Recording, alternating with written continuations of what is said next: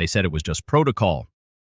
But when my father collapsed and the ambulance couldn't reach our house because of a locked HOA gate, I realized this wasn't a simple mistake. It was a death sentence waiting to happen. What the HOA didn't know? Their own security cameras caught everything, and I was going to make sure they paid for nearly killing someone I loved. This wasn't just personal. It was war. The morning started like any other. Birds chirping, coffee brewing, the quiet suburban calm we'd moved here for. My wife, Jenna, was planting tulips in the front yard. I was in the garage fixing the broken lawnmower.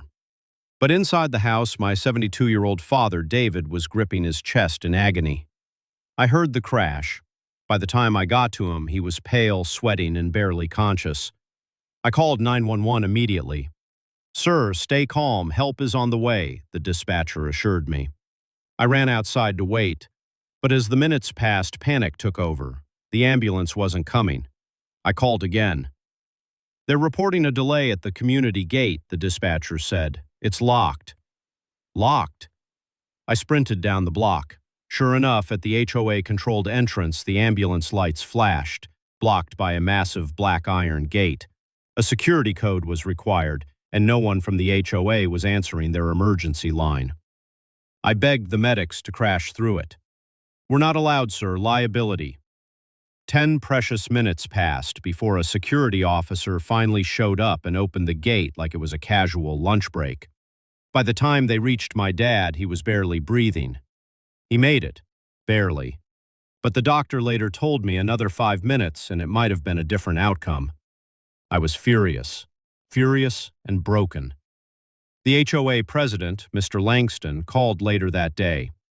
"Unfortunate situation, but we follow protocol," he said smugly. "You signed the community agreement." "Protocol almost killed my father," I growled. Langston didn't even apologize. That's when I remembered. The entire front gate was under 24/7 security surveillance. If those tapes showed the ambulance waiting, the delay, the locked gate, that was all the evidence I needed. I submitted a request for the footage.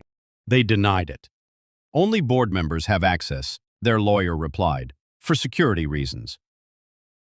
They thought that would stop me, but I had friends and one of them was a tech specialist who'd installed those very cameras. He smiled. "Let's just say I know where the backups are." That came days later. I met Kyle, my longtime friend and a surveillance systems expert, at a nearby coffee shop. His face was tense but determined. "I pulled the footage," he said, sliding a USB drive across the table. "It's all there. Timestamps, sirens blaring, EMTs stuck for 12 minutes, and no one from the HOA showing up until the very end." I clenched the drive in my hand like a loaded weapon. "They don't know you have this?" I asked. He shook his head. "I was never here." That night, I watched the footage over and over. There was the ambulance, arriving in 3 minutes. There were the medics trying the gate code. There was the blinking red light. Access denied. And there was the moment my father's life hung in the balance while HOA's precious protocol stood in the way. The rage in me simmered into something colder. Purpose. I knew what I had to do, but I had to be smart. I contacted an attorney, Angela Moss, sharp, fearless, and already familiar with HOA power abuse cases. She reviewed the footage and shook her head. "This is negligence, gross negligence. If we play this right, you could sue them for more than just damages. We can take their whole structure down." I smiled. Good. She filed a cease and desist letter immediately, demanding access to all gate system logs and internal emergency response procedures. As expected, the HOA denied it, but they didn't know we already had the truth in high definition. Angela recommended we go public. Pressure them. If we expose this to the local news, we can get public opinion on your side. I hesitated. It wasn't about fame. It was about justice and safety for my family and everyone else trapped behind that damn gate. Then I remembered something. The HOA's annual meeting was in 2 weeks. Every resident would be there. Langston would be there. It was the perfect storm. We spent days preparing. Angela crafted a legal presentation, I edited the footage into a 5-minute bombshell clip set to calm music, ending with my father on the gurney and the words, "What if this was your parent?" The day of the meeting arrived. The community center was full. Langston stood at the podium, smug as always, babbling about pool repairs and budget increases. I raised my hand. "Yes, Mr. Graham," he said, annoyed. "I have something to share," I said. He tried to dismiss me. "This isn't the time." But then Angela stood beside me, cleared her throat, and said, "Actually, under community bylaws, residents have the right to speak when addressing safety concerns. Shall we proceed?" The screen lit up, the footage played, and the room went silent. People gasped. A woman started crying. Someone shouted, "That could have been my husband." Langston tried to interrupt, but Angela shut him down. This HOA deliberately blocked access to emergency responders and then refused to release evidence. That's obstruction. We're filing a lawsuit, and we encourage every resident who felt unsafe to join. It was like striking a match in dry brush. Neighbors who'd never spoken before stood and shouted their own stories. How the gate had malfunctioned before, how Langston ignored complaints, how rules were enforced selectively. The room turned on him. Langston left the podium red-faced, humiliated. The board was shaken. I saw fear in their eyes. And I wasn't finished yet. That night I walked back home with a strange calm in my chest. Jenna took my hand. "You did it," she whispered, "for your dad, for all of us." I looked at the house, quiet now, but safer.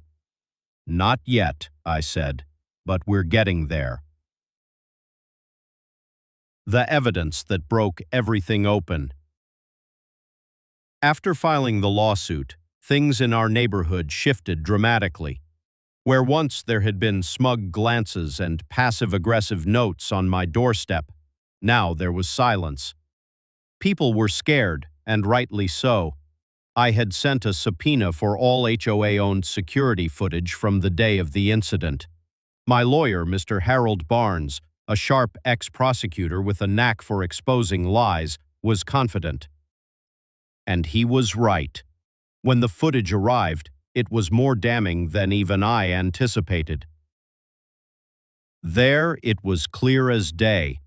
The ambulance lights flickering in the background, my wife on the stretcher inside, EMTs arguing with the HOA gate operator who was taking his sweet time verifying whether the ambulance had the right to enter.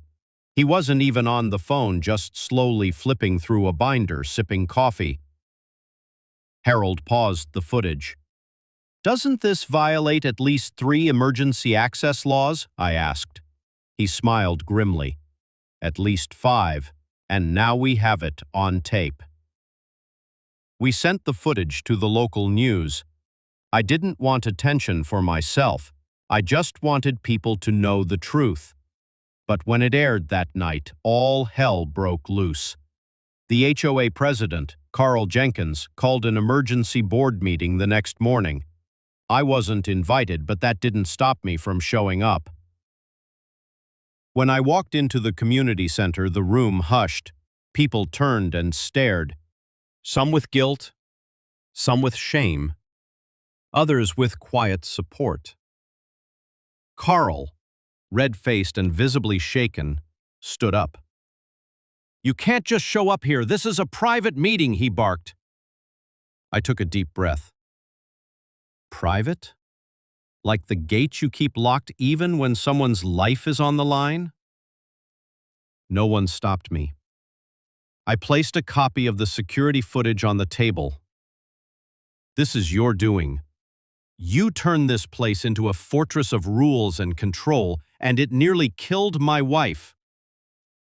One of the newer board members, a retired nurse named Gloria, looked horrified. "I didn't know it was that bad," she whispered. "You didn't ask," I replied. Later that week, the news coverage exploded. Community members began questioning everything the HOA had done. The denied access to deliveries, emergency vehicles, even service workers. It wasn't just my family that had suffered. Dozens of others stepped forward with their own stories. Carl tried to go on the offensive. He released a public statement claiming I was trying to smear the community. Bad move. The footage contradicted every word. Public opinion turned. And then came the city inspectors. Apparently, someone had anonymously tipped them off that the HOA's gate policies violated state emergency regulations. Inspectors arrived unannounced, examined the infrastructure, and slapped them with multiple citations. They noted inadequate emergency override systems, lack of 24/7 gate access for first responders, and no posted procedures for residents during emergencies. The fines alone were in the tens of thousands. Meanwhile, our civil lawsuit gained traction. Harold filed a motion to fast-track the case under public interest provisions. The judge agreed. During the pre-trial hearings, more neighbors testified, many breaking down in tears, sharing their own harrowing stories. Carl looked smaller every day, no longer the untouchable tyrant of the HOA. At home, Emma slowly recovered. But the scars remained not just on her body, but in our trust of the place we once called safe. Still, I was determined. This wasn't just about revenge anymore, it was about setting things right. One night, while I reviewed another set of emails from concerned neighbors, Emma sat beside me and squeezed my hand. "You're doing the right thing," she whispered. "You're not just fighting for us. You're fighting for everyone who's ever been silenced." And she was right. This wasn't just about a gate or even an ambulance delay. It was about accountability, justice, and change. And it wasn't over yet. The final verdict and my victory. The courtroom was quiet except for the scratch of pens and the ticking clock above the judge's bench. My lawyer, Harold, sat beside me, flipping through our case file with calm confidence. On the other side of the courtroom sat Carl Jenkins, HOA president, looking paler and more nervous with each passing moment. We had finally made it. The lawsuit that began as a desperate attempt to hold someone accountable for endangering my wife's life had now become a landmark case in the county. It was no longer just John Adams versus the Ridgewood HOA. It was about exposing a system of unchecked authority, negligence, and cold indifference to human life. The judge entered. The jury was called in. And within minutes, Harold was on his feet beginning closing arguments. "Ladies and gentlemen," he began, walking slowly before the jury, "this case is not about HOA regulations, not about property value, and certainly not about personal grudges. This case is about what happens when bureaucracy gets in the way of saving a life." He paused to let that hang in the air. My client's wife could have died, not because paramedics weren't fast enough, but because a locked gate controlled by this HOA was more important than common sense, more important than a woman's life, and that is something we should never accept. He clicked the remote and played the video one more time. The security camera footage showed the ambulance stopped outside, the flashing lights reflecting against the gate, the HOA guard casually flipping through papers while EMTs pleaded for access. I didn't watch the screen. I watched the jury. They were horrified. A few of them shook their heads in disbelief. Carl's lawyer gave a defensive and nervous closing, blaming procedures, protocol, and confusion during emergencies. It was weak. Everyone in that room could tell they were just trying to cover their tracks. Then the jury left to deliberate. I sat holding Emma's hand in the hallway. She had recovered by then, walking more steadily, color back in her cheeks, but emotionally we were still healing. She looked up at me and said quietly, "Whatever happens, I'm proud of you." 30 minutes later, the jury returned. We, the jury, find in favor of the plaintiff, Mr. John Adams. I didn't even process the rest at first. I just held my wife tightly and closed my eyes in relief. Then came the second blow. And we award the plaintiff damages in the amount of $2.5 million. Gasps erupted in the courtroom. Carl's face went sheet white. But the victory wasn't just financial. It was justice, carved out with truth and persistence. The judgment forced Ridgewood HOA into a massive internal shakeup. Carl Jenkins resigned in disgrace. Several board members either stepped down or were voted out.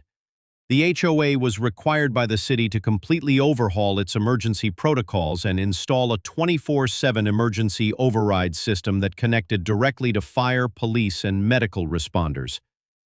I didn't stop there. I used part of the settlement money to launch a nonprofit, Access First, focused on legal advocacy for families affected by HOA abuse, especially those with medical emergencies, disabilities, or senior members. Emma and I gave interviews, appeared in local news features, and even spoke at a city council meeting about HOA accountability. Our story struck a nerve, and it led to real policy discussions across several counties. We received hundreds of emails and messages from people across the country thanking us, sharing similar stories and asking for help. I responded to as many as I could. The neighborhood? It changed. The Ridgewood that once felt like a gated prison slowly became a community again. Neighbors started looking out for each other. The new HOA board held town hall meetings instead of issuing silent fines. They even invited me to speak at one. I declined. Because by then, Emma and I had made another decision. We were moving. We bought a small piece of land just outside city limits. No HOA, no gates, just open space and peace. I built Emma a garden, just like she'd always wanted. We had room to breathe again, to heal. And every time I saw an ambulance on the road with its sirens blaring, I whispered a quiet prayer not just for the person inside, but for the system that would hopefully never again block their way. They tried to make me feel powerless, but instead, they made me powerful. All it took was one moment of injustice and the courage to say, enough. Because when you fight for what's right, not just for yourself, but for others, you don't just win, you lead. And I did.